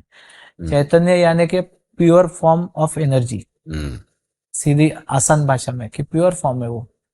तो उससे फायदा क्या होता है? मुझे जो बाबा जी दिखे थे, अभी मैं बहुत कम बात करता हूँ इस बारे में, क्योंकि आजकल बाबा जी के बारे में बहुत सारी चीजें ऐसी भी बताई जाती है कि जो मनगढ़ंत है। मनगढ़ंत है, लेकिन मैं कह नहीं सकता क्योंकि वो बोलेंगे हमारा अनुभव है। लेकिन मेरा जो बाबा जी के साथ अनुभव हुआ था, वो खाली प्रकाश स्वरूप मुझे दिखे थे, यानी कि एक एनर्जी। तो वो बस वो एनर्जी है। और वहां पे एक जो इनसिक्योरिटी आती है ना कभी कभी जिंदगी में, तो वो जगह पे रह के भी ये चैतन्य की वजह से इनसिक्योरिटीज नहीं आती थी। मतलब खाएंगे क्या, पिएंगे क्या, इसका कुछ ध्यान ही नहीं रहता उधर। और जैसे मुझे वापस से स्वामी समर्थ महाराज जी का आदेश मिला कि तुम्हें वापस जाना है, तो मेरा मन तैयार नहीं हो रहा था कि मैं वापस आ जाऊं, क्योंकि मुझे वो स्थिति, वो अवस्था अच्छी लगने लगी थी, ना कि यहाँ पे आके वही सेम चीज, फिर पैसा, आगे पीछे ये क्या बोला वो क्या बोला, ये चीजें सबसे मैं परे हो गया था। लेकिन उन्होंने उस टाइम मुझे बताया कि भौतिक के भोग भुगतने तेरे बाकी है, तुझे जाना पड़ेगा, इसलिए फिर मैं वापस आ गया। ऐसा है। आपने बताया कि पहली बार आप देख रहे हो कि एक फादर सन का एक पॉडकास्ट, सही है। तो और आप फ्यूचर भी प्रेडिक्ट करते हैं, तो शो का फ्यूचर क्या है वो बताइए मुझे। शो का फ्यूचर जो है, जिस हिसाब से अभी मैं यहाँ पे एनर्जी फील कर रहा हूँ, तो वो एनर्जी शो को बहुत अलग तरीके में ले जाएंगी। जैसे मैं आपको एक बात बताऊं कि मुझे जो आपके दोनों से वाइब्रेशंस मिले उसके बारे में बात करता हूँ। नंबर्स काउंट में मैं नहीं जाऊंगा, कल जाके लाखों करोड़ लोग फॉलो करेंगे आपको, लेकिन जो आपके जितने भी पॉडकास्ट पहले के मैंने देखे अभी कल परसों में, तो उसमें मुझे कुछ ना कुछ तो मिला। मेन चीज वो है। अच्छा मिला ना? अच्छा मिला, बढ़िया मिला। वही बोलो, जो छान के निकलना चाहिए ना, वो छान के निकला उसमें से। और जिससे मुझे भी कुछ सीख मिली, जैसे महाभारत के ऊपर का पॉडकास्ट चल रहा था, उससे भी कुछ बहुत सारा सीखने को मिला कि श्री कृष्ण भगवान को जो दिखाया जाता है जिस तरीके से, तो उसको कैसे, मतलब उनकी एनर्जी लेवल क्या है, उनकी अवस्था क्या थी, कैसे थे, वो चीज मिली। या फिर उसके पहले के भी मैंने पॉडकास्ट आपके देखे, उसमें भी मुझे कुछ मिला। और मैं हमेशा बोलता हूँ कि छोटा बच्चा भी कभी कभी सिखा के जा सकता है। तो उम्र कुछ नहीं रहती, उम्र इज जस्ट नंबर, एज। आपको एक कहानी बताता हूँ इसके लिए मैं, एक छोटी सी, कि थोड़ा सा अलग तरीके की है। एजुकेशन इंपॉर्टेंट है, लेकिन उसमें से लेना क्या चाहिए, ये भी चीज है। एक्सपीरियंस काउंट कैसे करता है, मुझे बहुत बार लोग बोलते हैं कि आपने स्वामी समर्थ जी ने आपको आदेश दिया, आपने प्रवाहम गच्छन्तु किया, उसके साथ चले गए, तो उसका प्रोसेस विशेष कैसे ये किया, डिफाइन कैसे किया, वगैरह वगैरह। कभी कभी अंदर से या एक्सपीरियंस से चीजें आ जाती है। एक मेरे पिताजी ने मुझे कहानी सुनाई थी, उसमें एक चीज ऐसी थी कि जो आदिवासी समाज बोलते ना, तो आदिवासी पाड़ा जो था, वहां पे कुछ लोग जमा हुए थे और बहुत सारा चिल्लाना वगैरह चालू था। तो वहां पे एक लेडी आई वहां की, और सुईण बोलते ना जिसको, मतलब जो डिलीवरी का काम पुराने समय में करते थे, जिसको और भी कुछ मिडवाइफ बोलते हैं इंग्लिश में। हाँ, इंग्लिश में वैसे। तो वो वहां पे एक औरत आई, उसने पूछा कि अंदर क्यों इतना चिल्लाना चल रहा है, क्या हो गया है। तो उन्होंने कहा कि बच्चा जन्म ले रहा है, तुमको क्या समझता है, तुम इधर से निकलो। तो उसने कहा कि 100 के ऊपर मैंने बच्चों की ये की है डिलीवरी, तो मुझे आप ऐसे जाने कैसे? दो, हाँ। देखने दो, मुझे एक्सपीरियंस है मेरा उसमें। तो वो लोग बोलते हम लोग डॉक्टर है, हम पागल है क्या, आपको कहाँ जाने दे। तो उसने पूछा खाली हुआ क्या है उतना बता दो। तो उन्होंने कहा कि बच्चे का एक पैर बाहर आया हुआ है, बाकी बच्चा बाहर नहीं आ रहा है। तो उसने कहा बस इतना सही है, मैं 2 मिनट में आपको करके देता हूँ। तो वो डॉक्टर्स भी अचंभित हो गए, बोले क्या बोल रही है तू, बोले मुझे टाइम दो, नहीं हुआ तो मैं चली जाऊंगी। उस लेडी ने एक ये लिया, पॉट लिया, उसमें जो कोयला आता है, कोयले को जलाया, और धग बोलते हैं ना, गर्मी, तो वो बच्चे के पैर के पास खाली लेके गई दूर से। जैसे धग लगी तो बच्चे ने सिक्योरिटी की वजह से पैर अंदर खींच लिया। उसके बाद वो डॉक्टर्स ने उसको लेके डिलीवरी के लिए लेके गए, अच्छा बच्चा सब ठीक पैदा हो गया। यानी कि हर चीज को प्रोसेस डिफाइन नहीं कर सकते, कभी कभी वो एक्सपीरियंस से भी आना चालू हो जाता है।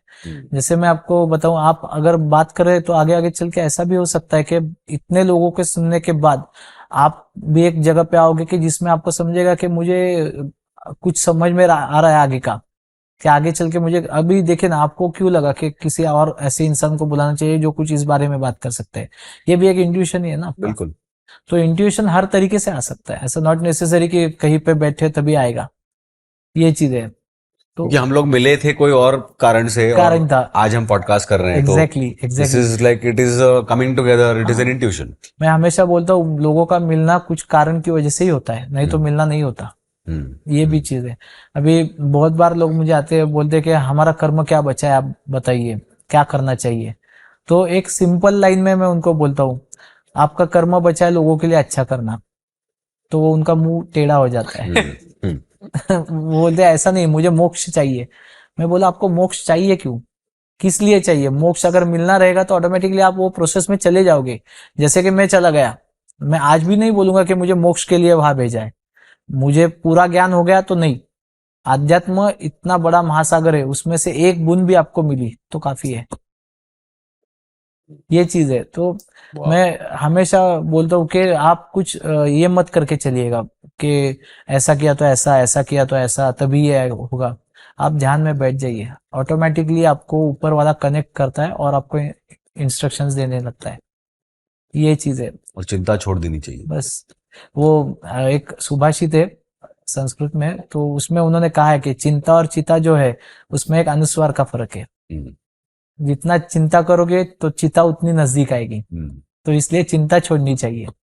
ये वाह। चीज है। तो धवल जी, आपने पहले एक रेफरेंस दी थी कि एक महाराज ने एक बिच्छू से बात करके वो उसके बारे में बोली थी, हाँ तो वो भी एक इंटुइशन ही हुआ टेक्निकली। तो हाँ क्या आप भी वो कर सकते हैं? राइट, उसको उसको आध्यात्मिक भाषा में सूक्ष्म वार्ता बोलते हैं। ओके। यानी कि जो जो जिस जिसको आत्मा मिली है उससे जो आध्यात्मिक व्यक्ति है वो जुड़ सकता है। खाली रेफरेंस टू दैट कि उसको समझना चाहिए कि मैं जुड़ रहा हूँ उससे, उतनी उसकी मतलब बैठक होनी चाहिए, ध्यान साधना होनी चाहिए। ये मैं भी कर सकता हूँ, जिसको आज की तारीख में आज की भाषा में एनिमल कम्युनिकेशन बोलते हैं। हाँ। तो हर एक के अंदर एक सॉफ्ट सोल रहता है। तो बहुत बार लोग बोलते हैं कि कुछ एनिमल कम्युनिकेटर है, उन्होंने कुछ साधना वगैरह किया नहीं फिर भी उनको कैसे आ गया। तो ऐसा नहीं रहता, उनकी तरीका अलग रहता है लेकिन वो साधना ही रहती है उनकी। तो मैंने बहुत बार एनिमल कम्युनिकेशन किया है, बहुत लोग मेरे पास एनिमल कम्युनिकेशन के लिए आते हैं। एक एक इंसिडेंस बताता हूँ आपको मैं। कुछ पहचान वाले थे मेरे, तो उन्होंने मुझे मैसेज किया कि मुझे मेरे दोस्त ने बताया कि आप ऐसे ऐसे एनिमल कम्युनिकेशन करते हो। तो मैंने बोला हाँ, उसको एनिमल कम्युनिकेशन कह सकते हो आप, लेकिन जीव के साथ सूक्ष्म वार्ता होती है। तो बोले कि मेरा डॉग है, तो वो बहुत दिन से कुछ खा पी नहीं रहा, सलाइन चढ़ा है उसको, डॉक्टर के पास ले जाके आए, ये किया वो किया। तो मैंने उनको कहा कि मैं बात करता हूँ उससे, तो उन्होंने बोला ठीक है आप बात कीजिए। जब मैंने उसके साथ कनेक्ट होकर कम्युनिकेशन चालू किया तो उसने मुझे कहा कि ये जो मेरी दीदी है वो उसको ताई बोल रहा था, मतलब डॉग होके भी वो मतलब उसको रिस्पेक्ट दे रहा था।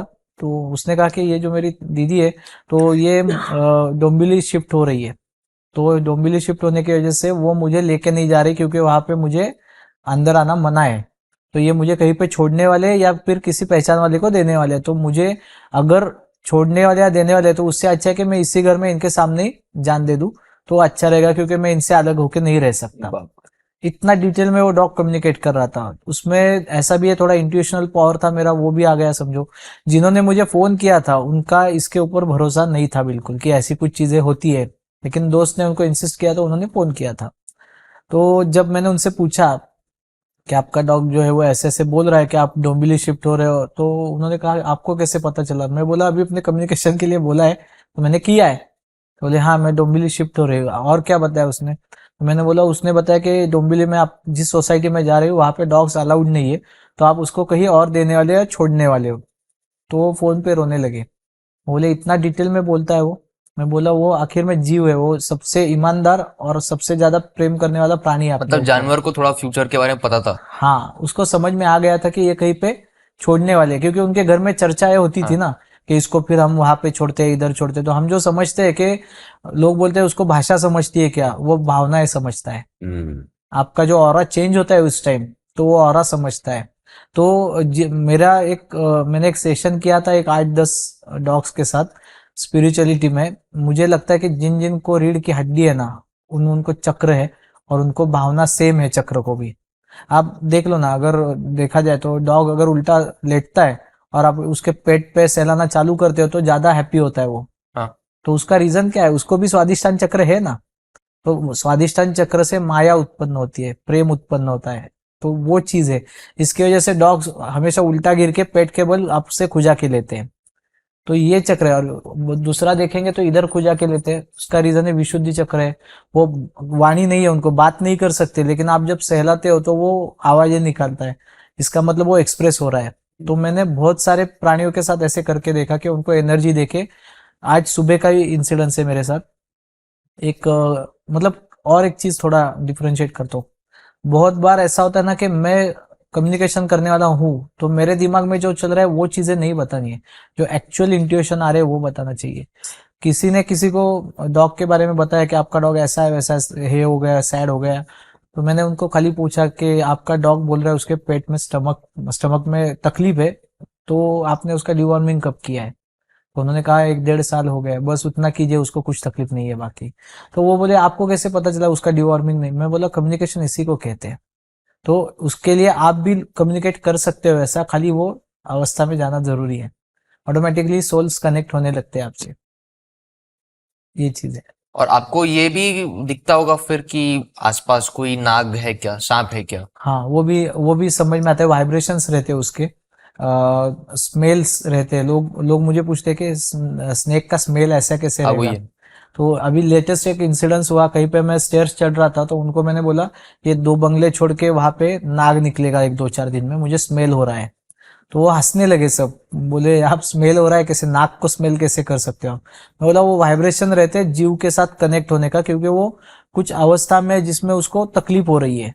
तो मैं, उन्होंने पूछा क्या तकलीफ हो रही है, मैं बोला कि उस वो जो नाग है या जो भी जीव है वो, तो उसके 4-5 बच्चे कहीं अलग अलग जगह पे गए हैं, तो उनका नेचर मतलब वो ये कर रहे हैं सराउंड में, वो तकलीफ समझते। लोग बोलते हैं कि बच्चे दे दिए तो उनको क्या फर्क पड़ता है, ऐसा नहीं होता, हर एक की एक कनेक्ट रहता है। तो 2 दिन बाद मुझे वही बंगले से वीडियो आया कि आप सही बोल रहे थे, हमारे बंगले से नाग निकला है बाहर। और वो वीडियो मैंने देखा तो सब लोग बोले ये कैसे हो सकता है, ये वाइब्रेशन से पूरे, जो यूनिवर्स चलता है ना वो वाइब्रेशन के ऊपर चलता है, पॉजिटिव निगेटिव। कली कली बोलते हैं, कली का अवतार कली युग। कली युग क्यों होगा? क्योंकि वाइब्रेशंस वो डेवलप जो हो रहे हैं वो निगेटिव हो रहे हैं, उसको सेटल करने के लिए कली का अवतार है। तो ये सब चीजें ये पहले से लिखा हुआ है सब। आध्यात्म जो है, स्पिरिचुअलिटी है, वो हवा में बिल्कुल नहीं है। खाली हम लोग वहां तक पहुंचते नहीं तो हमें लगता है कि ये सब मंत्र कहानियां हैं, तो जब पहुंचेंगे वहां पे तो समझ में आएगा। ठीक है। और एक बहुत पॉपुलर टर्म है वेस्टर्न, पता नहीं कौन सी इस फील्ड में, लेकिन वो उसको हेलो कहते हैं। Hello, okay. जैसे कि कोई हेवनली बॉडी आती है तो उसके साइड में एक ऐसा लाइट रहता है आउटलाइन में। हम्म। क्या आपके पास भी वो है? हाँ, है, और बहुत सारे लोगों ने देखा है वो, लेकिन मैं कभी ऐसे खुद चल के बताता नहीं हूँ। लेकिन वो क्रिया रहती है उसमें, ऑरा आपका बाहर निकल सकता है वैसे। ऑरा के शेड्स रहते हैं, अभी बहुत बार ऑरा स्कैनिंग के मशीन्स वगैरह आए हैं, तो हम लोगों को मशीन की जरूरत नहीं है, सामने बैठ गए तो उसका ऑरा कौन से कलर का है उसमें समझता है कि उसको गाइडेंस क्या देना है, तो वो दिखता है। आपको अगर याद रहेगा तो हम दोनों बात कर रहे थे उस टाइम, वो ऑरा पूरा इसलिए बाहर, मैं पूछा। यस। हाँ बाहर निकल के आया था ऑरा पूरा। उसमें कैसा रहता है कि राइट ट्रैक पे कम्युनिकेशन चलने लगा ना, तो ऑटोमेटिकली कुछ क्रियाओं के बिना भी वो ऑरा दिखने लगता है। तो हम लोग उस पर भी फोटो, बहुत सारे फोटोज मैंने निकाले हैं जिसमें अलग अलग आकृतियां मेरे फोरहेड पे दिखती है, उसके फोटोग्राफ से। ये अलग अलग चीजें हम प्रयोग के तौर पे कर रहे हैं, मुझे कुछ ऐसा नहीं शो करना है कि मैं बहुत बड़ा सिद्ध बन गया, मैं अभी मतलब फर्स्ट स्टेप पे भी नहीं हूँ। लेकिन जो हो रहा है उसके ऊपर अभ्यास भी होना चाहिए कि ये कब होता है, कौन से क्रिया के बाद होता है, ये सब चीजें उसमें। ठीक है। लेकिन एक जाते जाते एक चीज बताऊंगा मैं कि चमत्कार में अटकिएगा मत, हम्म क्योंकि चमत्कार आपकी ध्यान साधना को अलग दिशा में लेके जाता है। हम्म तो उससे अच्छा है जो दिखा उसे आज देखिए, कल भूल जाइए, तभी आगे बढ़ोगे आप। हम्म। तो एक सवाल है मेरा अबाउट क्लेयरवॉयंट्स। तो हाँ। क्लेयरवॉयंट्स जो बोलते हैं कि फ्यूचर प्रिडिक्ट कर सकते हैं, जैसे फेस रीडिंग है, हाँ। ऑटो राइटिंग से भी करते हैं राइट। कि they can communicate with souls, souls, जो राइट। सोल्स जा चुके हैं, मतलब फैमिली में से कोई अगर जा चुका है तो उनसे कम्युनिकेशन करना है। तो क्या आप ये भी कर सकते हैं कि सोल्स के साथ हाँ, कम्युनिकेट कर सकते इसमें हैं आप? आपको एक बात बताता हूँ मैं, उसे सोल कहा जाए या चेतना, हर एक चेतना अस्तित्व में रहती है। क्योंकि हमने देखा है, जैसे नैनन छिन्दन्ति शस्त्राणि, जैसे गीता में कहा गया है कि सोल को ना जला सकते, ना काट सकते, ना मार सकते, सोल चलता रहता है, बॉडी ट्रांसफॉर्मेशन रहता है। तो वैसे सोल जब शरीर छोड़ता है तो वो चेतना में जाता है, यानी कि वो है, लेकिन उसका अस्तित्व कुछ कुछ लोगों को समझता है। तो बहुत बार ऐसा भी हुआ है कि सोल कम्युनिकेशन हो जाता है, सोल के साथ बातचीत हो जाती है। लेकिन मैं हमेशा वही बोलता हूँ कि आप भी साधना में बैठोगे, उतने टाइम उतना ध्यान करोगे तो ये आप भी कर सकते हो। ये अलग से कुछ ऐसा नहीं है कि मैंने कुछ अलग तरीका किया और उसके बाद ये हो गया, नेचुरल प्रोसेस है ये। कि जैसे ध्यान में बैठ गए, हम जितने ऊपर चढ़ते जाएंगे ये ऑटोमेटिकली कम्युनिकेट होता जाएगा।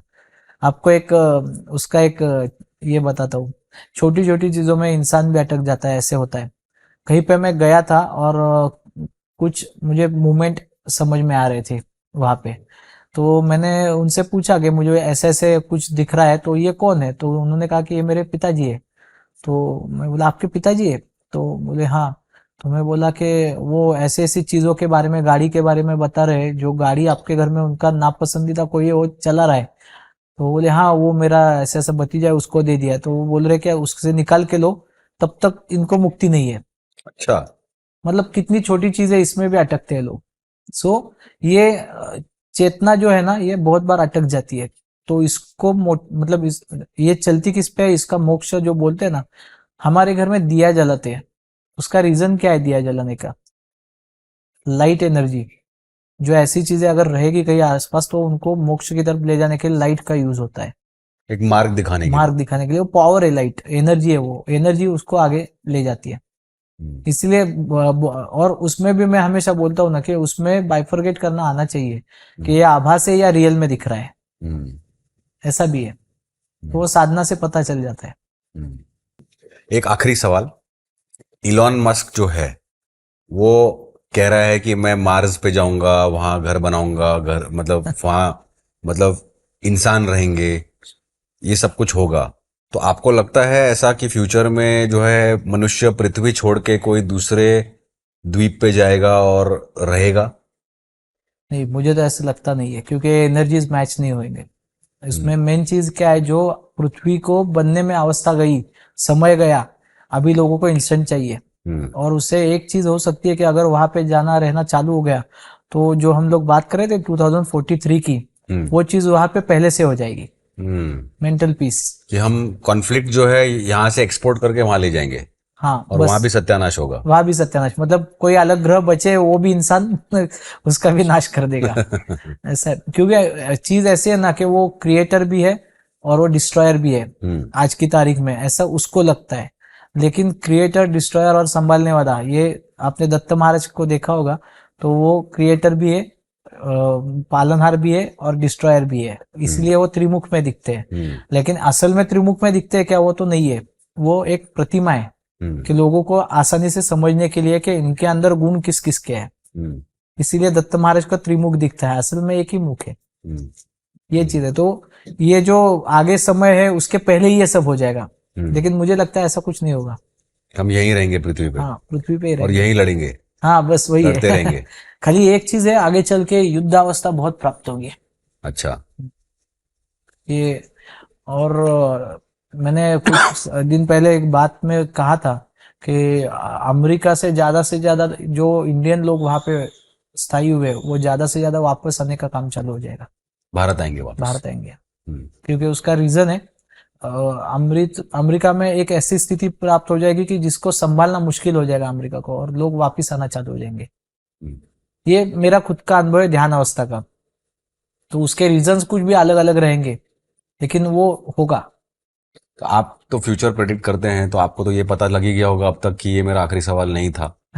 अभी एक आखिरी सवाल एक्चुअल में भी आ रहा है। हाँ। वो ये है कि जैसे हम हमेशा सुनते हैं, सोचते हैं कि हमारे जो देव देवताएं हैं, देवियां हैं, वो बहुत शांत और काम हैं, लेकिन सब शस्त्रधारी हैं। Right, right. इसका क्या कारण है? तो जब एक तरफ से कह रहे हैं कि मतलब आप शांत रहो और काम रहो और ध्यान लगाओ, और दूसरे तरफ दिखता है कि इनके सब तस्वीरों में सब लोग शस्त्रधारी हैं। शस्त्रधारी।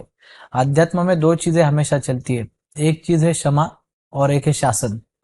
तो उसका थोड़ा सा मैं ये देता हूँ कि क्षमा किसको करनी चाहिए? वो अज्ञानता में करता है उसको, जिससे जानबूझ के नहीं हुआ है और उसके लिए वो माफी मांग रहा है, तो उसको क्षमा देने की आदत, मतलब वो ये है, एक व्यवस्था है। हाँ, व्यवस्था है कि ऊपर वाला उसको क्षमा कर देता है कि ये जानबूझ के नहीं किया है। लेकिन शस्त्र किसके लिए है? कि जिसको मालूम है कि ये गलत है, फिर भी जानबूझ के वो वापस से कर रहा है, तो उसको शासन जरूरी है, ताकि आगे वाले लोगों को उसका ये हो जाए, ज्ञान हो जाए कि ये करेंगे तो इसका परिणाम ये होने वाला है। इसलिए भगवान के हाथ में शस्त्र भी है, शास्त्र भी है, क्षमा भी है और शासन भी है। वाह। चारों चीजें हैं। वाह।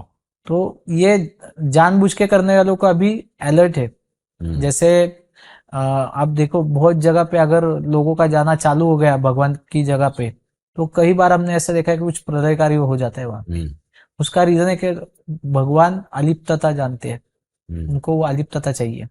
और बहुत सारे लोग आके वहां पे निगेटिव एनर्जीज होने लगी, तो उसको भी समय चाहिए वाइप आउट करने के लिए। ये चीज भी है उसमें।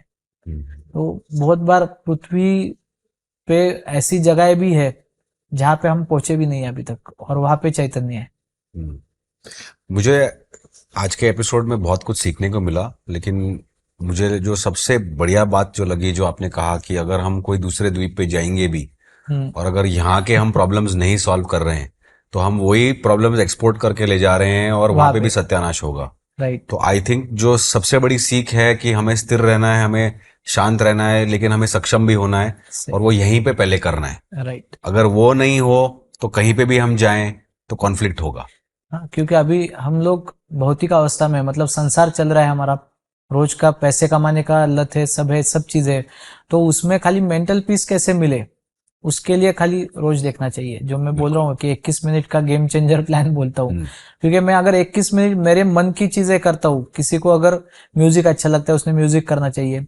अभी आप मुझे पूछेंगे तो हंसेंगे भी उस पे, मुझे मेडिटेशन के अलावा माइंड का कहाँ पे मिलता है, जब मैं आयनिंग करता हूँ, इस्त्री करता हूँ, तो मुझे ऐसे में इमेजिन करता हूँ कि ये जो कपड़ा है जो पूरा मतलब ये हुआ है, समेट गया है, तो आहिस्ता आहिस्ता उस पे पानी मार के मैं उसको सीधा करके प्लेन कर रहा हूँ। यानी कि लाइफ का भी वैसे ही है ना, जो मेस्ट है लाइफ, उसको हम लोग ध्यान के साधना में से सीधा कर सकते हैं। इसके लिए 21 मिनट रोज के जरूरी है। बहुत, चलिए जी, बहुत बहुत धन्यवाद जुड़ने के लिए शो पे हमारे साथ आज। और सबसे बड़ा सीख अभी जो आपने दिया कि घर में अगर पुरुष जो है इस्त्री करने लग जाए तो पूरा घर शांत रहेगा, है ना। नमस्कार। राइट। नमस्कार।